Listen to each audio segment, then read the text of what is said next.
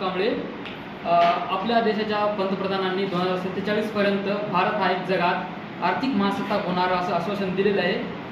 त्याकरिता त्यांनी अनेक उपक्रम राबवले आहेत। त्यामध्ये त्यांनी AI धोरण एक स्वीकारलेलं आहे। 2035 पर्यंत भारत अवकाशामध्ये एक आपलं स्वतःचं अंतराळ स्थानक निर्माण करणार आहे, याचं पण आश्वासन दिलेलं आहे। तर ही पण एक मोठी यशस्वी झेप असणार आहे। त्याच्यानंतर 2047 पर्यंत जे काही आहे आपलं युएनच्या रिपोर्टनुसार 2047 पर्यंत भारताची लोकसंख्या ही ते वाढीचा दर जो आहे तो एक स्थिर राहणार आहे। तर ना कोणत्या पण देशाला महासत्ता व्हायचं जर असेल तर लोकसंख्या वाढीचा दर आणि मृत्यूचा दर हे एक स्थिर राहणं हे गरजेचं असते। त्याच्यानंतर भारत सध्या जगामध्ये 3.8 ट्रिलियन डॉलरची अर्थव्यवस्था असणारा देश आहे।